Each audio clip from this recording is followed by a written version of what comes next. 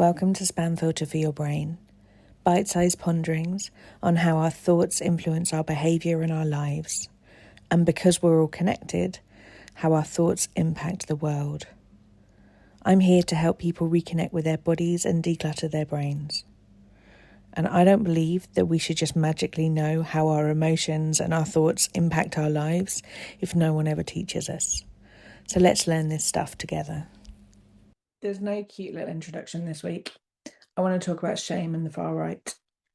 I want to talk about why you making the commitment to learning how to manage your emotions is going to be essential over the next few years as we are in such a political turbulent time.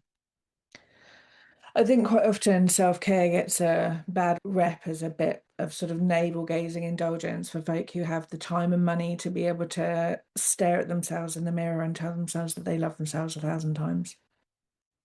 I suspect that if you're listening to this, you're probably not one of those people, but you might have a lot of conversations with those people, and there might be a little bit of an inner voice for yourself that criticizes yourself for spending time looking at your own stuff when there are bigger fish to fry. And I think that those bigger fish to fry can't be resolved or indeed looked at unless we look at our own stuff first. Because everything that we process, all the conversations that we have, all of the actions that we take are filtered through the way that we respond to things. And they're also intrinsically linked to the way that you speak to yourself. So if you are constantly undermining yourself in thought, word, energy, and impact, and telling yourself that you're not good enough, the amount of energy that you have to go and stand up for other people, to be able to go and vocalize opinions, to be able to make sure more people have access to more things, that more marginalized folk are being able to feel safe and welcome in these wild times that we're in. If you are constantly undermining yourself, you are simply taking away a finite pool of energy from things that very much need our attention right now. My invitation this week is for you to just notice where you try and take action to avoid feeling a bad emotion. I'm not too big a fan of the binary good, bad emotions, but things that don't sit well with you. When it comes to the politics of the far right, the narratives that we're seeing on our TV screens, in our newspapers, on social media, what are the things that you don't want to feel? I imagine probably quite a lot of you are comfortable with feeling angry about it, but what about shame? What about disappointment? What about hurt or fear? We take an awful lot of action to get away from experiencing these emotions, and that distracts our energy. It pulls us away from the things that are important to us, and quite often it detaches us from our own values. It's not that we need to be full on in grief and sadness and despair the whole time, but avoiding an emotion doesn't move us through it. It pushes it down. Our brain gets a signal that not only is the danger here, something bad is happening, but also you're not listening. So it's going to make that signal louder. Avoiding an emotion doesn't mean that you are processing it, even though your brain loves to tell you that. When we have tools to be able to notice what emotions are going on for us and where something starts to rise and we find ourselves trying to escape from it, if we have tools to be able to go, okay, this is a very human response to something, there is threat, there is danger here, who do I want to be? How do I want to respond to this? How can I respond to myself compassionately with something that feels really uncomfortable or frightening within me? How do I navigate this so that I can stay present, so that we can move forward? Not so that we can move forward to avoid it or to trample through it or to deny that it's not there, but so that we can move through it and do the things that we want to do, take the actions that we want to take, and stay true to ourselves rather than getting lost in doom scrolling, finding ourselves getting lost in despair, finding ourselves thinking that nothing can change. In the great old arc of history, we are in a moment which is quite a predictable swing back from things starting to get better. I have a friend who's a historian who told me last week that in the big old arch of looking at where we are now, yes, we are in some terrible times. Things are likely to get worse before they get better, but the 2030s are very likely to be a lot better than things are now. And whether that's true or not, he studies it. He's got a very big brain, and I'm latching onto that hope.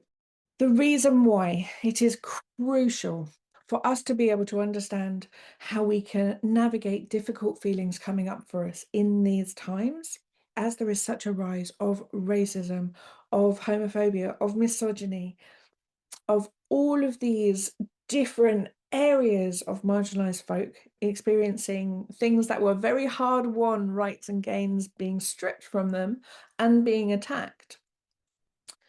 We're going to need to have some difficult conversations with people occasionally if anything is going to change. All of us need to be engaging in these conversations. And sometimes when we have these conversations, they can be difficult. We're going to want to people please. We don't want to be rude. We're going to tell ourselves that we should have said something different. We're going to possibly leave these conversations and think that we didn't get things right. Things can get heated, and we're going to need to know to be able to manage the feelings that come up within us for that kind of stuff, or we won't be having the conversations. We won't be taking the action. We won't be turning up on the streets and going to these demonstrations. If everything flares the whole time, we are not going to be in that place of being responsive and making active choices from a place which is centered in knowing what we want. I believe that curiosity is a massively underutilized strategy for disarming a lot of these conversations. So, for example, if someone is saying something explicitly rude, racist, misogynistic, coming at someone, if you're in a place that is safe to do so, with, sorry, I don't understand, can you explain that? And getting them to unravel themselves. No, that doesn't make sense to me. Can you say more about it? I'm curious why. Have you ever personally experienced that? Keeping yourself from rising to the bait is the best way that I have personally found in many, many conversations to diffuse things that people are expecting you to fire back at. If everyone is having conversations which are along the lines of, I'm right, you're an idiot, we're going to get nowhere. Things are going to stay as they are, if not get worse. I believe that each conversation that we have, which can take someone from a place of, I'm right, they're the enemy, to a place of, you know what? I do believe that. I think I'm right. This is true. But I actually, in the last 6 months, I haven't experienced that personally. I haven't seen that with my own eyes. I was having a conversation with a taxi driver a couple of days ago, and he was talking about how people coming over here in small boats, getting council houses really easily. And I was like, you're a grown man. This guy was in his 60s. And I said, hand on heart, have you ever experienced anyone getting a council house easily? Do you know anyone who's landed a place, a roof over their head, and it has been easy? I hear what you just said there. You think that these people are just getting free handouts. Have you ever witnessed it? Have you ever experienced it? I get that you read about it. I get you have the conversations with your friends, but you personally, I trust your experience. Do you know about this? Have you ever had a conversation or seen it with your own eyes? I've been trying this tactic for years. Occasionally I get someone who comes up with a, oh yeah, this one time. But it's really amazing how it makes people sort of go into their own experience and start questioning this stuff. I remember seeing an article years ago, which I'm going to fudge the statistics, but the point is still there.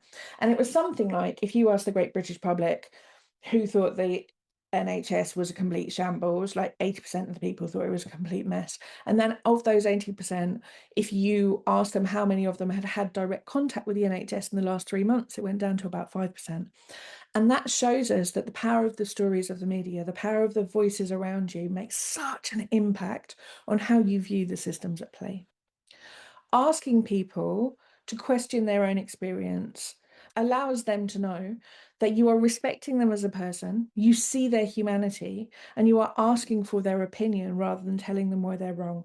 And I find that that is such a good way to cut through a lot of the noise and a lot of the nonsense. You can't have those kind of heated conversations if you are feeling embarrassed, shame, frightened, angry, and don't know what to do with those emotions. They're going to come up. These conversations are often difficult, often heated. People really frequently, when they're feeling challenged, want to attack. And it is a skill set to know not to rise to the bait. I have a course in self-care school, which is called How to Feel Big Feelings Without Feeling Like Shit. It is £27. I think that is the most preposterous price for being able to learn how to manage your emotions that I could possibly ever put out there. They're enormous life skills. However, if you don't have money, you don't have money, and £27 is a lot of money. So if you can afford to pay for it, it helps me try and run the world's most stupid business model that anyone's ever thought of. If you cannot afford that and you want this skill and you need this, message me and I will make sure that you have access to these tools. I do not believe that we can counteract what is the rise of the far right in this moment if we are not resourcing ourselves with the things that we need in order to keep ourselves safe and keep others safe. And I want to be part of a picture where we don't gatekeep the access to some of the tools that we're going to need to be able to do this. If you would like that information, please do contact me. There's lots of stuff in the show notes underneath. And I hope that this has been a useful breakdown of why self-care is essential now more than ever. If I can be of help in any way, please do reach out. I look forward to speaking to you next week. If you've been enjoying what you're hearing on the podcast, you will love Self-Care School. Self-Care School is longer versions of this, more in-depth and more personalised. We have a whole hub of courses from body image to boundaries, perfectionism, time management, and a whole range of other topics. You name it, there's probably a course on it.